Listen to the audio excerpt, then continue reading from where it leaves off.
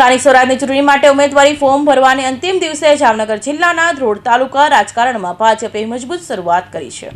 સ્થાનિક સ્વરાજની ચૂંટણી માટે ઉમેદવારી ફોર્મ ભરવાની અંતિમ દિવસ જામનગર જિલ્લાના ધ્રોળ તાલુકા રાજકારણમાં ભાજપે મજબૂત શરૂઆત કરી છે। ધ્રોળ તાલુકા પંચાયતની વિવિધ બેઠકો માટે કુલ 67 ઉમેદવારી ફોર્મ ભરાયા હતા, જે દરમિયાન મોટા વાગુદળ બેઠક પરથી ભાજપના ઉમેદવાર હર્ષાબા અનિરુદ્ધસિંહ જાડેજા બિનહરીફ જાહેર થયા છે। અન્ય કોઈ પ્રતિસ્પર્ધી મેદાનમાં ન રહેતા ચૂંટણી અધિકારી દ્વારા તેમની બિનહરીફ પસંદગીની જાહેરાત કરવામાં આવી છે।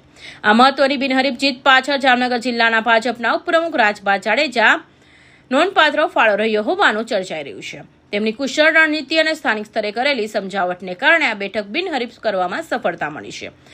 હર્ષાબાની જીત બાદ ભાજપના આગેવાનો અને સમર્થકોએ તેમને અભિનંદન પાઠવ્યા હતા।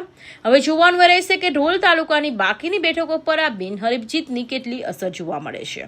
ધર્મપત્ની છે, ખાસ કરીને અત્યારે જે અમારા 4 ગામ છે તાલુકા પંચાયત મોટા વાગુદર સીટના, એમાં નાના મોટા વાગુદર, ધરમપુર ને હરિપર, આ 4 ગામના મતદારોનું હૃદયપૂર્વક આભાર માનું છું કે જેઓએ અમારા ધર્મપત્નીને લાયક સમજી અને બિનહરીફ આઈપીઆ સીટ, અને મોટો આભાર હું ભારતીય જનતા પાર્ટીનો માનું છું કે અમારી ઉપર, અમારા ધર્મપત્ની ઉપર ભરોસો રાખી અને અમને જે મેન્ડેટ અને ટિકિટ આપી એના માટે હું ભારતીય જનતા પાર્ટીનો પણ ખૂબ ખૂબ આભાર માનું છું। હર્ષાબા અનિરુદ્ધસિંહ જાડેજાએ ભાજપ દ્વારા પ્રથમ વખત ચૂંટણીમાં મેદાનમાં ઉતરવામાં આવ્યા હતા। પક્ષે તેમના પર મૂકેલા વિશ્વાસ પ્રથમ તબક્કે સફળ સાબિત થયો છે। રાજકીય વિશ્લેષકો આ જીતને ભાજપ માટે એક મહત્વપૂર્ણ સિદ્ધિ માની રહ્યા છે, કારણ કે મતદાન પૂર્વ જ એક બેઠક અંકે કરી લેવાથી કાર્યકરોનો ઉત્સાહ બમણો થયો છે।